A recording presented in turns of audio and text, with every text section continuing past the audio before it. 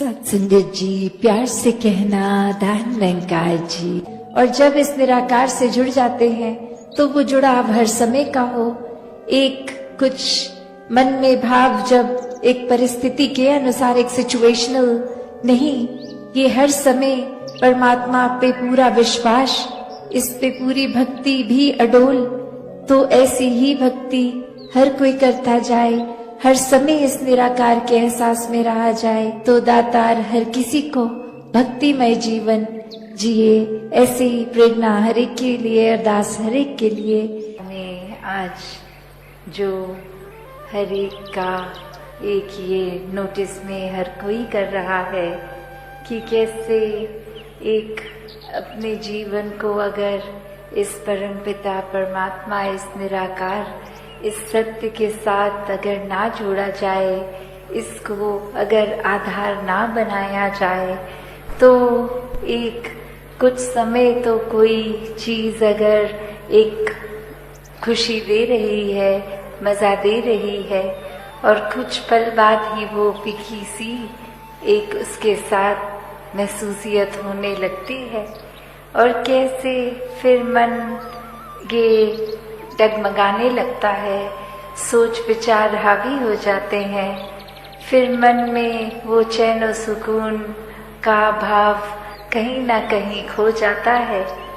तो ये निराकार पे जब भी अपने मन को केंद्रित जो भी करता है, तो वो भाव मन के कि ये आनंद की अवस्था से मन विभोर। तो कैसे एक अपने जीवन में हमें हमेशा इस निराकार के ही एक सोच, इसी के ऊपर आधारित, मन के भाव इसी पे आधारित, और दिल से फिर ये जो प्यार पूरे संसार के लिए एक संत जनों की शिक्षाओं पे आधारित जीवन बनाकर जिया जाए। वरना तो संसार में आज हम देखते हैं तो लोग कोई भी चीज से बहुत आसानी से भ्रमित कर देते हैं। एक बात बोलकर कि वो जिसको हम रूमर्स का नाम देते हैं कि किसी ने कुछ कह दिया, वो सच है नहीं है। कैसे आजकल हम सोशल मीडिया पे या वर्ड ऑफ माउथ से देखते हैं कि वो बात ठीक है नहीं है, बस आगे से आगे वो बात पहुंचा दी, हर किसी को कुछ भी बोल दिया, और ये भी खुद अपने एंड से चेक नहीं किया कि वो ठीक भी है कि नहीं है। दासी ने एक उदाहरण कुछ समय पहले आपके चरणों में रखा था, और वही कहानी फिर से कि कैसे एक कॉलेज में एक दूसरे देश का किसी व्यक्ति ने परफॉर्म करना, और वहीं वो भाषा जो वो व्यक्ति इस्तेमाल करते थे, बाकी अन्य वो स्टूडेंट्स उस भाषा को समझते ही नहीं थे। तो उन्हीं में से एक स्टूडेंट को मस्ती एक दिमाग में आई, और वो माइक से पहले उन वक्ता के खुद आ गए और बोलने लगे कि इनकी एक खासियत है, ये बहुत ही एक कॉमिक, एक बहुत ही मजाकिया एक हमारे आगे प्रस्तुति रखेंगे, पर खास बात यही कि इनके चेहरे के ऊपर एक्सप्रेशन, ये मुंह के आव भाव चेहरे के बहुत ही सीरियस, गंभीर दिखेंगे। हो सकता है एक हमें उनकी आवाज टोन से लगे कि ये गुस्सा भी हो रहे हैं, पर ये सब कुछ एक मजाकिया ही इनकी प्रस्तुति है। तो बार बार इनकी प्रस्तुति के बीच में हंसते रहना है।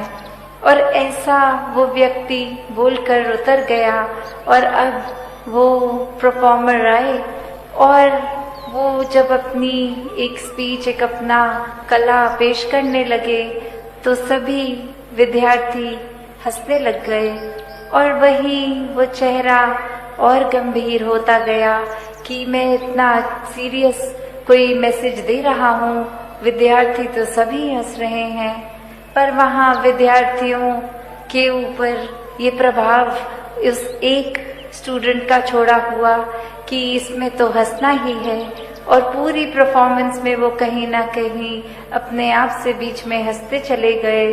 और अब वो परफॉर्मर अंत में इतना उसमें गुस्सा आ गया, वो स्टेज को ही छोड़कर चला गया और उसके एग्जिट पे भी विद्यार्थी और जोर से हंस रहे। तो वो भाव क्या कि एक व्यक्ति ने कैसे एक हर एक को, जो बात तो कुछ ऐसी थी नहीं, वो परफॉर्मर भी कोई मजाकिया अदाकारी नहीं, कोई एक बहुत ही गंभीर मैसेज, सोशल मैसेज देने आया।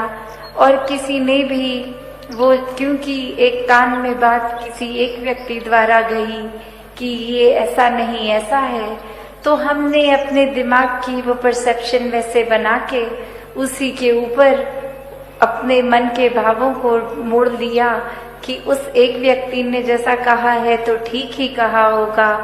तो वैसे ही एक संसार का वातावरण कि एक व्यक्ति ने कुछ कहा और हमने फिर, चाहे वो संदेश क्या मिल रहा है क्या नहीं, उसको छोड़ के बस अपने दिमाग में जो धारणा पहले से बनाई थी उसी धारणा को लेके आगे अपना व्यवहार बदल दिया। तो इस पूरे स्टोरी में जो भाव है कि दुनिया में तो एक भ्रमित करने वाले बहुत ही मिलेंगे, हर किसी ने अपनी मान्यताओं के, अपने एक्सपीरियंस और कुछ एक स्वभाव भी कभी कभी अड़चने डालने वाला किसी का, तो उसने अपने मुताबिक अपना फायदा देखते हुए ही एक ऐसा कह देना है कुछ, तो वो एक भ्रमित करने वाले तो हैं, पर वो गलती किसकी आती है जो वो भ्रम में पड़ जाए। जब हम ब्रह्मपुरुष होकर, एक ब्रह्मज्ञानी होकर, तो भी अगर हम भटक जाते हैं किसी के कुछ कहने पे, तो फिर ये चेतनता कहाँ है। अगर हम इस स्टोरी के केस में देखें तो फिर भी वो स्कोप हो सकता है कि वो भाषा नहीं समझते थे तो किसी ने जो कह दिया उसी को ही सच्चाई मान ली। यहाँ तो हम वैसे सब बुद्धिजीवी, ये चेतनता रखने वाले, फिर भी एक अपनी बुद्धि को परे रखकर अक्सर अफवाहों में पड़ जाते हैं। एक आगे से आगे वो कुछ ना कुछ मैसेज दे देते हैं। तो कैसे हमें हर समय ये अलर्टनेस, ये चेतनता, क्योंकि ब्रह्मज्ञानी है तो एक ब्रह्मज्ञानी होने का एक ड्यूटी, ये रिस्पॉन्सिबिलिटी भी है कि हर समय की चेतनता होनी है। ये ब्रह्मज्ञानी होने का मतलब ये नहीं कि हम इस जहाँ निराकार के आश्रय, इसके रंग में रंगे हर समय एक आराम से इसी के रंग में आराम से तैरते हुए हैं, गोइंग विद द फ्लो वाली भाव। तो फिर भी ये चेतनता तो एक कैरेक्टरिस्टिक है ब्रह्मज्ञानी का।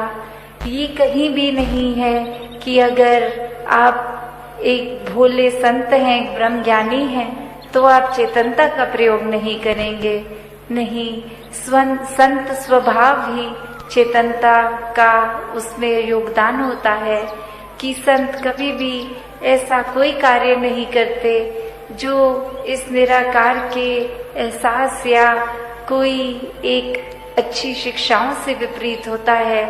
एक माइंडलेस एक्टिविटी में कभी कोई भी संत इंडल्ज नहीं करता।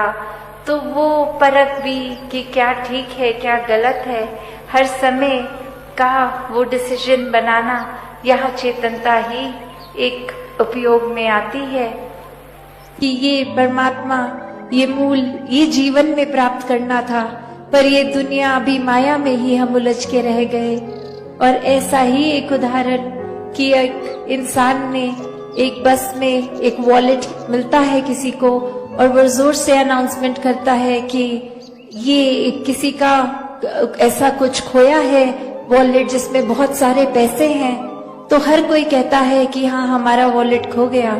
तो वो इस वजह से कहते हैं क्योंकि वो अनाउंसमेंट में कहा था कि वॉलेट में बहुत सारे पैसे हैं। तो आगे वो इंसान कहता है तो जिस वॉलेट में बहुत सारे पैसे थे वो खाली होकर मिला है, पैसे तो नहीं है, ये अब किसका है? तो कोई भी लेने को राजी नहीं है। क्योंकि सबका लालच वो कि चाहे पैसे हमारे हैं नहीं, पर वॉलेट मिल जाएगा तो पैसे भी मिल जाएंगे। तो माल वही कि मूल रूप में तो वो वॉलेट ही था, पर वो लालच के साथ चीज जुड़ गई। ऐसे ही मूल रूप में परमात्मा तो है, पर हम अक्सर इस परमात्मा को तभी याद करना चाहते हैं जब हमारी कोई इच्छा की पूर्ति आती है, या शरीर में दर्द है, या अन्य कोई और इस तरह बात, तो ही ये ध्यान आता है परमात्मा का कि ये क्राइसिस सिचुएशन है। तो जबकि ये परमात्मा से प्यार तो हर समय का होना चाहिए। तो ऐसा ही भाव, ऐसा ही प्यार हर किसी के दिल में तभी बन सकता है जब पूरी तरह इस परमात्मा से, इस निराकार से जुड़े। और जब इस निराकार से जुड़ जाते हैं तो वो जुड़ाव हर समय का हो। एक कुछ मन में भाव जब एक परिस्थिति के अनुसार, एक सिचुएशनल नहीं, ये हर समय परमात्मा पे पूरा विश्वास, इस पे पूरी भक्ति भी अडोल। तो ऐसी ही भक्ति हर कोई करता जाए, हर समय इस निराकार के एहसास में रहा जाए, तो दातार हर किसी को भक्तिमय जीवन जिए। ऐसी प्रेरणा हर एक के लिए, अरदास हर एक के लिए मन में बिठा के जीवन को परिवर्तन करने के लिए। और जिन्होंने भी किसी भी युग में इस आवाज को सुना, संतों की वाणी को सुना, उन्होंने उसी समय जीते जी अपने जीवन को पूरी तरह से जिया और मोक्ष और मुक्ति के भी हकदार बने। तो ये जीवन ने, ये समय ने तो चलते ही रहना है, और ये जीवन में हमें क्या करना है वो एक चुनाव हमारा।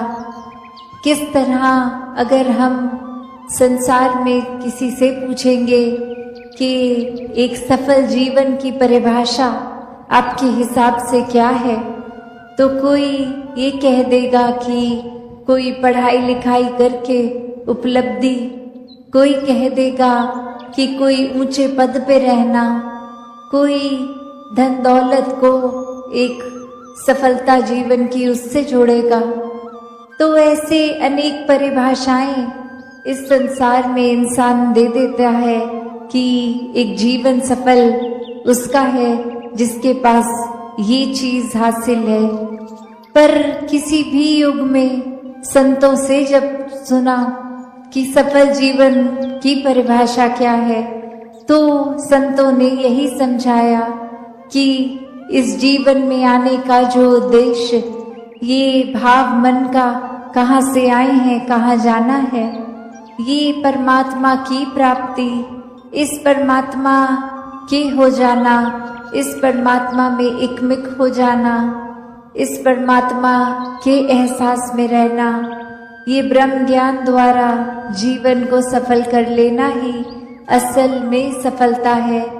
चाहे इस परमात्मा ने रहने के लिए जो व्यवस्था करी है, चाहे वो महल रूप, चाहे झोपड़ी रूप, चाहे किसी तरह का भी कल्चर एक रहना, किसी तरह का भी खाना पीना, तो ये सब मुबारक है। जीते जी जिम्मेवारियां भी निभाना मुबारक है। एक भक्ति करनी है तो जिम्मेवारियों को संसारिक रूप समाज सात संगत जी, धन अंकाज।